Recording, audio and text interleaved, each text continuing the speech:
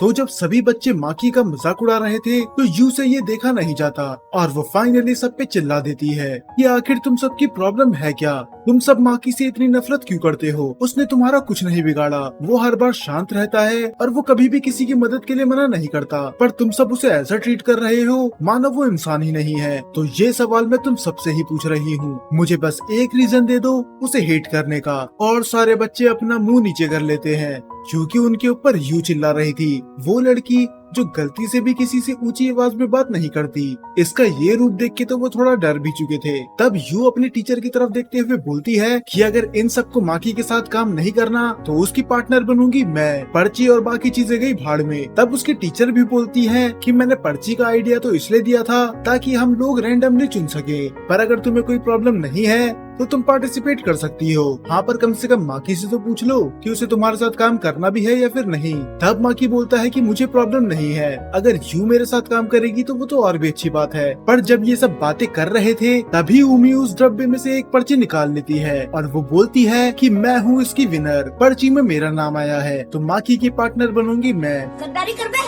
बेचारी यू के साथ तो गद्दारी हो गई। कहाँ वो सपने देख रही थी कि वो माकी के साथ ज्यादा टाइम स्पेंड कर पाएगी, पर बीच में आके उमी ने पर्ची उठा ली और उमी बोलती है कि अगर हम रूल को फॉलो करें तो माकी का पार्टनर वही बनेगा जिसके पास पर्ची होगी। और ये सुनते ही यू पर्ची की तरफ झपट्टा मारती है कि जल्दी से वो पर्ची मुझे दे दो, माकी का पार्टनर मुझे बनना है। पर उमी यू के सर पे मार देती है। वो बोलती है कि तुम्हें बिहेव करना सीखना चाहिए, मैं जानती हूँ कि तुम्हें बुरा लग रहा है कि माकी को लोग इस तरह ट्रीट कर रहे हैं और यही रीजन है कि तुम उसके साथ पार्टनर बनना चाहती हो, पर फिर भी जरा आसपास देखो, तुमने अपनी बातों से लोगों को हर्ट करा है तो तुम्हें इन सबसे माफी मांगनी चाहिए। और यू को अब रियलाइज होता है कि उसने गुस्से गुस्से में कुछ ज्यादा ही बोल दिया। तब यू उमी से माफी मांगती है अपना कंट्रोल खोने के लिए, पर उमी बोलती है कि तुम्हें मुझसे माफी नहीं मांगनी, तुम्हें माफी मांगनी है इन सब से क्योंकि तुमने इनसे बहुत बुरी तरह से बात करी।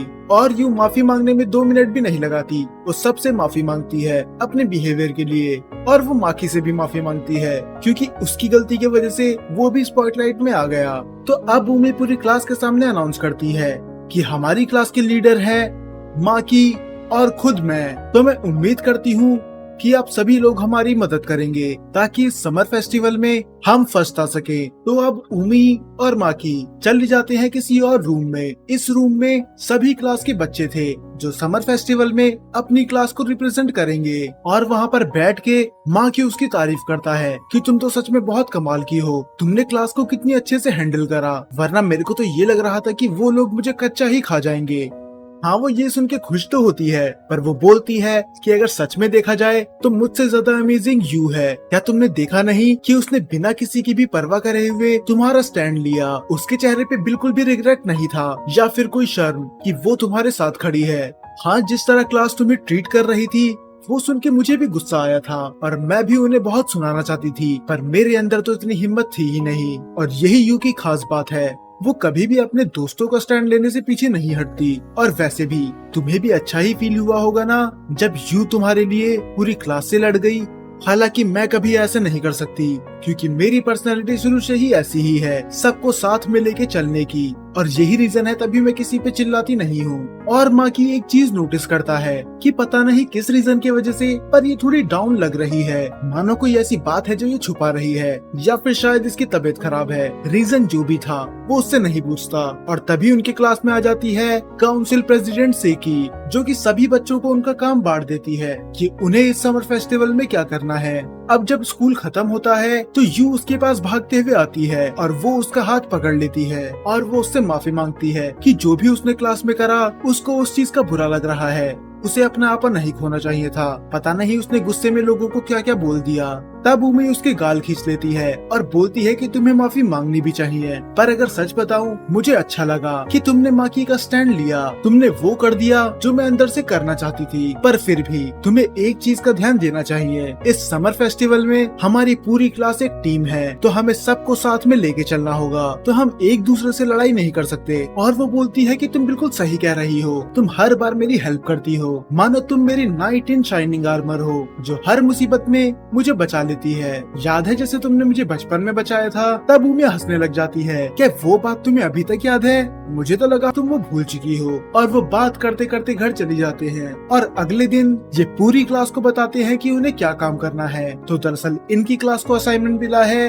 डेकोरेशन का। इन्हें कुछ आर्ट पेश करना है। पर ये सुन के क्लास बिल्कुल भी खुश नहीं थी। तब ऊमी बोलती है कि मुझे पता है कि तुम सबको मेड कैफे चाहिए था, पर हम वो नहीं कर सकते क्योंकि वो असाइनमेंट हमें नहीं मिला। पर इसका मतलब ये नहीं कि हम अपनी मेहनत कम करेंगे। हम ऐसा डेकोरेशन का आइडिया लाएंगे जो उस मेड कैफे तक को बीट कर देगा और हम जीत जाएंगे इस साल का समर फेस्टिवल कंपटीशन। और हाँ, अगर हमारी किस्मत अच्छी रही तो शायद मैं अलाउ कर दूं यू और नीना को कॉस्प्ले करने के लिए। तब नीना बोलती है तुम्हारा मतलब क्या है कॉस्प्ले करने से, और भला हम दोनों ही वो क्यों करें? तब ऊमी बोलती है कि मैं जीतने के लिए कुछ भी कर सकती हूँ, तो अगर मुझे अट्रैक्शन पाने के लिए तुम दोनों को यूज भी करना पड़े तो मैं करूंगी। तब ऐसे ही थोड़ी सी बहस करते करते ऊमी मुड़ती है माकी की तरफ और वो बोलती है कि तुम बहुत देर से शांत हो, क्या तुम्हारे पास कोई आइडिया नहीं है? और माकी शांत होता है। उसके पास आइडिया तो होता है पर उसे लग रहा होता है कि लोग उसका मजाक उड़ाएंगे या फिर उसकी बात सुनेंगे ही नहीं। पर फाइनली वो हिम्मत दिखा के अपना आइडिया प्रेजेंट करता है।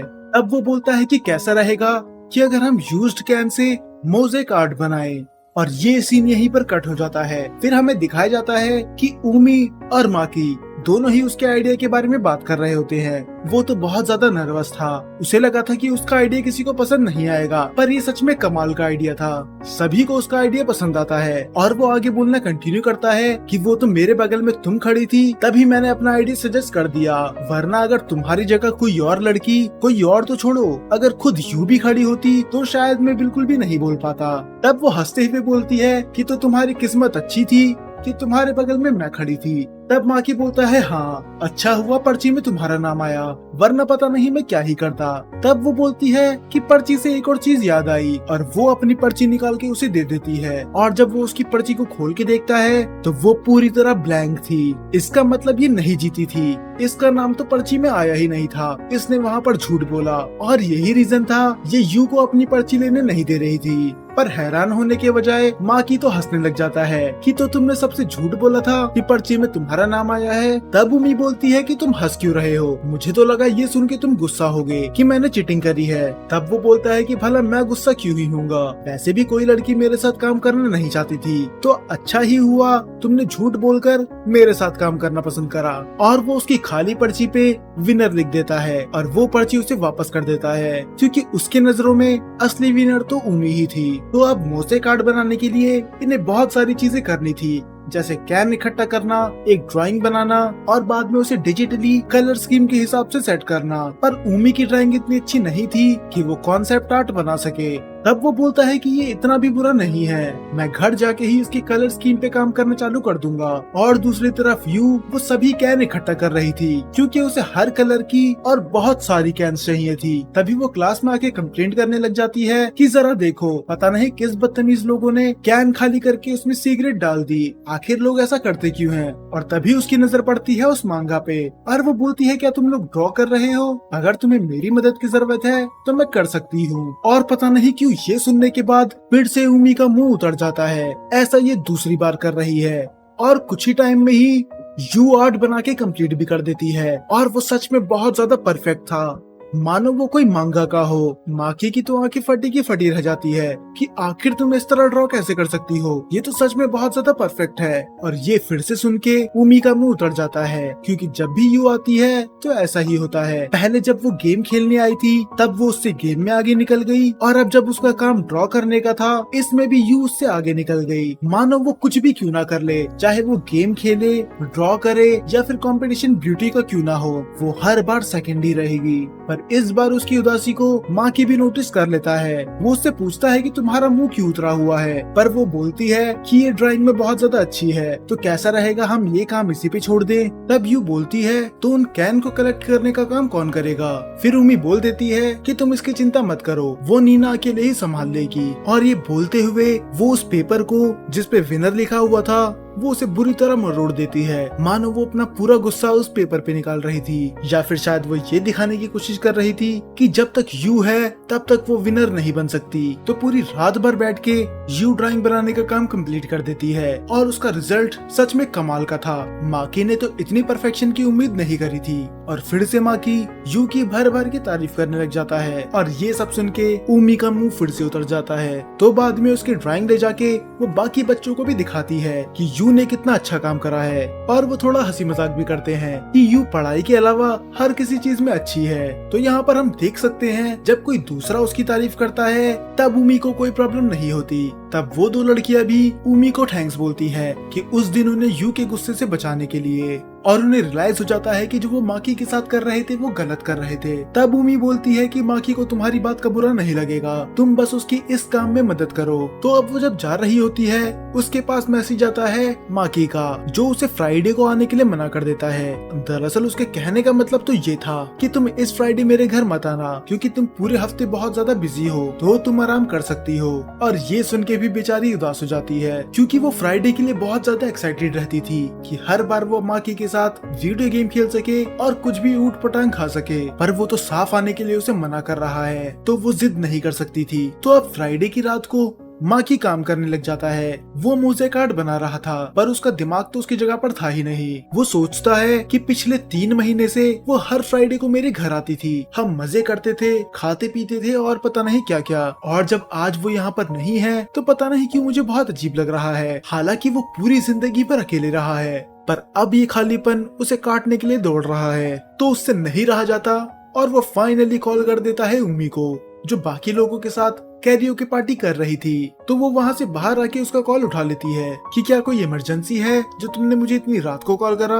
तब वो बोलता है कि मुझे डिजाइन बनाने में बहुत ज्यादा दिक्कत हो रही है, क्या तुम मेरी आके मदद कर सकती हो। और ये सुन के वो खुश होती है, वो समझ जाती है कि इसके पीछे बस इतना रीजन नहीं है, और वो स्माइल करते हुए बोलती है क्या सच में यही बात है या फिर मेरे बगैर तुम्हारा मन नहीं लग रहा और तुम चाहते हो कि मैं तुम्हारे बगल में बैठी रहूं जब तक तुम काम कर रहे हो। और ये सुन के वो ब्लश करने लग जाता है, वो एडमिट तो नहीं करना चाहता था। फिर वो बोल देता है कि तुम्हें नहीं आना तो मत आओ, पर बाद में बोलना मत कि मैंने पूछा नहीं। पर फिर वो उसे बोलती है कि तुम भी एक बच्चे की तरह बहुत ज्यादा जिद्दी हो, तब भी तुम ये मान नहीं सकते कि तुम मुझे याद कर रहे हो, और वैसे भी अगर देखा जाए तो मैं भी तुम्हें याद कर रही हूँ, तो मैं तुम्हारे घर पे थोड़ी देर में पहुँच जाऊंगी। और जब वो बात कर रही होती है अचानक से बाहर आ जाती है यू, और उसको देखते ही उमी कॉल काट देती है। उमी पूछती है क्या हो गया, तुम अचानक से बाहर क्यों आ गई। तब उमी बोलती है कि मेरे घर से कॉल आया था, मुझे जल्दी घर जाना होगा। अब यू को कुछ गड़बड़ लग रही थी क्योंकि पिछले 2-3 महीने से हर बार इसे फ्राइडे को क्या हो जाता है, ये हर बार उन्हें छोड़ के चली जाती है और ये कहाँ जाती है इसने आज तक नहीं बताया। अब उसे थोड़ा बहुत शक होने लगा था पर वो तब कुछ नहीं बोलती। अब थोड़ी देर बाद उमी पहुंच जाती है माकी के घर पे, पर फिर हमें दिखाया जाता है कि कोई उसका पीछा कर रहा था। तो अब उमी मदद करवाती है उसका डिजाइन कंप्लीट करवाने में, और वो बहुत ज्यादा थक चुकी थी। तब माकी उसे बोलता है कि अगर तुम चाहो तो तुम नैप ले सकती हो, और फिर वो उसकी टांग खींचते हुए बोलती है क्या तुम्हें शर्म नहीं आती कि तुम एक लड़की को अपने घर पे सोने के लिए बोल रहे हो। उस पे माकी बोलता है कि अब किस बात की शर्म, तुम एक बार पहले मेरे घर पे सो चुकी हो। और फिर उसे इग्नोर करके वो अपना काम फिर से करने लग जाता है, और तभी उमी माकी के कंधे पे अपना सर रख देती है, और उमी उससे कुछ बोलने वाली थी। वो बोलती है कि मुझे बहुत टाइम से तुमसे एक बात करनी थी, अब फाइनली हम अकेले हैं तो मैं वो बात कर सकती हूँ। पर जैसे ही वो अपने मुंह से शब्द निकालती है तभी बज जाती है बेल, और दरवाजे की दूसरी तरफ कोई और नहीं थी खुद यू। ये तो पैनिक हो जाते हैं और उमी छुप जाती है माकी के कमरे में, पर इसका कुछ फायदा नहीं होता। यू बोलती है कि छुपने की कोई जरूरत नहीं है, मुझे पता है कि तुम अंदर ही हो। और फाइनली उम्मी भी बाहर आ जाती है। तब माकी बोलता है कि तुम्हें कैसे पता चला कि ये इधर ही होगी। तब यू बताती है कि मुझे शुरू से ही शक था क्योंकि ये हर फ्राइडे को गायब हो जाती थी, और जब भी मैं तुम्हारे घर पे इसको लेके आती थी ये कुछ ज्यादा ही कंफर्टेबल फील करती थी, मानो ये तुम्हें पहले से ही जानती हो। और अगर दूसरे शब्दों में कहा जाए कि तुम दोनों की दोस्ती हम दोनों की दोस्ती से भी पुरानी है। तो मुझे ये तो पता है कि तुम और उमी पहले से ही दोस्त हो, पर मैं उमी से बस एक सवाल पूछना चाहती हूँ कि तुमने ये सब मुझसे क्यों छुपाया। अब माकी समझ जाता है कि इस चीज की वजह से दोनों दोस्तों के बीच में दरार आ सकती है, इसीलिए माकी बोलता है कि इसमें उमी की कोई गलती नहीं है, उसको हमारी दोस्ती छुपाने के लिए मैंने बोला था। पर यू को इस बात पे यकीन नहीं था। वो बोलती है कि आखिर तुमने मेरे साथ ऐसा क्यों करा, तुम कब से मुझसे अपने सीक्रेट छुपाने लग गई। मैं तुम्हें अपना बेस्ट फ्रेंड मानती थी, पर आज मुझे लग रहा है कि शायद तुम मुझे अपना बेस्ट फ्रेंड नहीं मानती हो। और ये बात सच भी थी, क्योंकि यू कभी भी उमी से कुछ नहीं छुपाती, बल्कि वो तो 24 घंटे उसके पीछे पापी की तरह लगी रहती है। और आज जब उसे पता चल रहा है कि उसकी दोस्त इतने टाइम से उससे झूठ बोल रही थी, इसीलिए उसे थोड़ा बुरा लग रहा है। पर उमी बोलती है कि ऐसा बिल्कुल नहीं है, मैं भी तुम्हें अपना बेस्ट फ्रेंड मानती हूँ, पर मैंने तुम्हें क्यों नहीं बताया और इसके पीछे क्या रीजन है यह मैं तुम्हें फिलहाल नहीं बता सकती। और ये बोल के वो वहाँ से चली जाती है और वो उससे माफी मांगती है एक बुरी दोस्त बनने के लिए। और बेचारी यू को तो ये लग रहा होता है कि उसने उमी को नाराज कर दिया। और इसके बाद दिखाया जाता है हमें एक फ्लैशबैक। तो वो रीजन किसी और को तो नहीं बताती, पर इस फ्लैशबैक की मदद से हमें वो रीजन पता चल जाएगा। तो दरअसल जब ये पुराने स्कूल में थे, उधर भी सब यू के बारे में बातें करा करते थे कि वो कितनी सुंदर है, वो कितनी पॉपुलर है, काश मैं उसकी दोस्त बन सकती। पर जब बात आती थी उमी से दोस्ती करने की, तो वो इतना इंटरेस्ट नहीं दिखाते थे। जैसे कि एक दिन उसके साथ ऐसा हुआ, उमी 2 लड़कियों से पूछती है कि क्या वो वीकेंड पे फ्री है, पर वो दोनों ही लड़कियां मना कर देती हैं कि इस वीकेंड हम बिजी हैं। पर उन्हीं 2 लड़कियों को वो बाद में देख लेती है यू के साथ। तो इसका मतलब वो लड़कियां यू से तो दोस्ती करना चाहती थी, पर उमी से नहीं। और हर बार ऐसा ही होता है, उमी जब भी किसी से दोस्ती करना चाहती है, वो उसे छोड़ के यू के पास चली जाते हैं। और यही ठीक चीज वो देख रही थी माकी के साथ भी होते हुए। जैसे वीडियो गेम खेलते समय किस तरह माकी उसके करीब आ चुका था, और जब उसने पेंटिंग बनाई थी तब भी वो उसके कितने करीब था। जब भी यू इन तीनों के बीच में रहती है, वो माकी को पूरी तरह से इग्नोर कर देता है। तो यही रीजन था, माकी नहीं चाहती थी कि किसी को उनकी दोस्ती के बारे में पता चले, क्योंकि शायद वो डरी हुई थी कि यू उसका दोस्त छीन लेगी। और मैं एक चीज कंफर्म करना चाहता हूँ, ऐसा नहीं है कि ये यू से नफरत करती है, और ऐसा तो बिल्कुल नहीं है कि यू ये सब जानबूझ के कर रही है। तो अब 3 दिन बीत जाते हैं और मंडे को फाइनली आ जाते हैं ये सब स्कूल। पर इन 3 दिनों में उमी ने उसके एक भी मैसेज का रिप्लाई नहीं करा, वो पूरी तरह से उसे इग्नोर कर रही थी। तो वो डिसाइड करता है जब वो स्कूल में आएगी तब वो उससे बात कर लेगा। पर स्कूल में आने के बाद तो वो बिल्कुल नॉर्मली बिहेव कर रही थी, मानो उस रात को तो इन तीनों के बीच में कुछ हुआ ही नहीं। वो यू से भी अच्छे से बात कर रही थी, नीना से भी। पर जब भी माकी से बात करने की बात आती थी तो वो काम में बिजी हो जाती थी।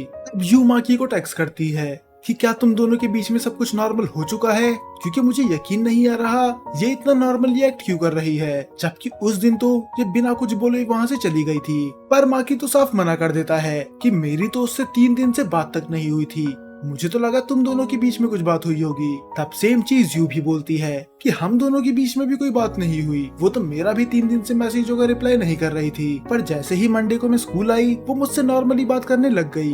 अब उसे समझ में आ जाता है कि वो बस दिखावा कर रही है और कुछ नहीं। तो वो हिम्मत करता है और सबके सामने जाके उसे अप्रोच करता है कि मुझे तुमसे अकेले में कुछ बात करनी है। और ये बिल्कुल भी नॉर्मल नहीं था, क्योंकि इसे काम के बारे में बात नहीं करनी थी। तो इसका मतलब अब इसे डर नहीं है कि अगर पूरे स्कूल को भी पता चल जाए कि ये दोनों दोस्त हैं। पर उमी आने से मना कर देती है कि अभी मुझे बहुत ज्यादा काम है। पर इसके 2 दोस्त है ना, नीना और यू, वो बोलते हैं कि तुम यहाँ से जाओ, सारा काम हम संभाल लेंगे, क्योंकि वो भी चाहते थे कि उमी जाके माकी से अकेले में बात करे। तब वो स्टोर रूम में जाके उस पे चिल्लाने लग जाती है कि तुमने आखिर सबके सामने मुझे क्यों बुलाया, तुम्हें पता है ना हमारा सीक्रेट रिवील हो जाता कि हम दोनों दोस्त हैं। तब वो बोलता है कि मुझे दोष मत दो, मैं तुम्हें पिछले 3 दिन से मैसेज कर रहा हूँ और तुम तो मुझे रिप्लाई तक नहीं कर रही, तो अब बताओ मेरे पास और क्या रास्ता था। अब बेचारी को समझ में नहीं आता कि वो क्या बहाना दे, और माकी वो कैन इकट्ठा करने लग जाता है। तब उमी बोलती है कि तुमने मुझे इधर बुलाया तो, पर तुम मुझसे बात क्यों नहीं कर रहे, क्या तुम्हें जानना नहीं है कि मैं पिछले 3 दिन से तुम्हें क्यों इग्नोर कर रही थी। तब वो बोलता है कि सच बताऊं, मुझे बहुत बुरी तरह से जानना है कि आखिर तुम्हें ऐसा क्या हुआ कि इतने टाइम से मुझसे तो छोड़ो, तुम अपनी बेस्ट फ्रेंड यू से भी बात नहीं कर रही। पर मैं तुम्हें फोर्स नहीं करूंगा, तुम्हारा जब मन करे तुम मुझे तब बताना। तब वो बोलती है कि अगर मुझे कभी भी ना बतानी हो तो। फिर माकी बोलता है कि तब शायद मुझे थोड़ा बुरा लगेगा, पर फिर भी मैं तुम्हें फिर भी फोर्स नहीं करूंगा, ये तुम्हारा डिसीजन है। और ये सुन के वो उसे पीछे से हक कर लेती है और वो बोलती है कि तुम इतने अच्छे और इनोसेंट क्यों हो? अगर तुम लोगों के साथ ऐसे ही अच्छा बर्ताव करते रहे तो लोग तुम्हारी भलाई का यूज करना शुरू कर देंगे, वही लोग जो मेरी तरह हैं। तब वो बोलती है कि मेरी बात ध्यान से सुनो, कि अगर मैं कहूँ कि मुझे तुमसे कुछ कन्फेस करना है तो क्या तुम मेरी बात सुनोगे? पर इस चीज के लिए तुम्हें स्कूल फेस्टिवल खत्म होने तक का वेट करना होगा। तो बताओ क्या तुम मेरे लिए इतना वेट कर सकते हो? और वो मान जाता है कि इसमें कोई बड़ी बात नहीं है, मैं स्कूल फेस्टिवल खत्म होने तक का वेट कर सकता हूँ। तो अब स्कूल फेस्टिवल का दिन आ चुका था, पूरा स्कूल सजा दिया था सब अलग अलग बच्चों ने, पर सबसे बेस्ट आर्ट तो था माकी और रूमी की क्लास का। इनने तो खाली कैन से इतना बढ़िया आर्ट बना दिया था जिसने सबकी अटेंशन ग्रैब कर ली थी। अब जब ये सब अच्छे से हो जाता है, माकी और रूमी छत पे अकेले बैठे होते हैं और वो उससे पूछ लेता है कि अगर तुम बुरा ना मानो तो मैं तुम्हारा हाथ पकड़ सकता हूँ, कहीं अगर तुम्हें ठंड लग रही हो इसीलिए। तब वो बोलती है कि तुम ऐसा बस मुझे मोटिवेट करने के लिए कर रहे हो, और वो उसका हाथ पकड़ लेती है और वो बोलती है कि सच में तुम्हारा हाथ पकड़ने के बाद तो मुझे बहुत ज्यादा रिलैक्स फील हो रहा है। और जैसे ही ये अपना अच्छा मोमेंट एंजॉय कर रहे थे, वहाँ पर छत में से आ जाती है यू और वो बोलती है कि जरा देखो मैं अपने बाकी दोस्तों को भी लेके आई हूँ। दरअसल माकी मैं तुम्हें मिलवाना चाहती हूँ मेरे और उमी के एलिमेंट्री स्कूल के दोस्तों से। पर तभी उमी बीच में बोलती है कि मेरे दोस्त, इन दोनों ने कभी भी मुझे दोस्त नहीं माना, ये हर बार मुझे इग्नोर करा करते थे और जब भी मैं इनके साथ टाइम स्पेंड करना चाहती थी ये साफ मना कर देते थे कि ये बहुत ज्यादा बिजी हैं, तो हाँ ये तुम्हारे दोस्त होंगे पर मेरे नहीं। और फिर वो बोलती है कि हाँ मैंने कहा था कि ये चीज मैं तुम्हें बाद में बताऊंगी, पर शायद अब सही समय आ चुका है। तो यू और माकी अब मेरी बात ध्यान से सुनना, अब मैं तुम्हें बताना चाहती हूँ कि मैं इतनी ज्यादा इनसिक्योर क्यों हूँ। और इसी के साथ ये एपिसोड यहाँ पर खत्म हो जाता है। तो अगर आपको ये वाला एपिसोड पसंद आया हो तो लाइक करना मत भूलना। और जहाँ तक बात रही अगले एपिसोड की, तो वो आपको अगले हफ्ते ही 8 बजे देखने के लिए मिल जाएगा।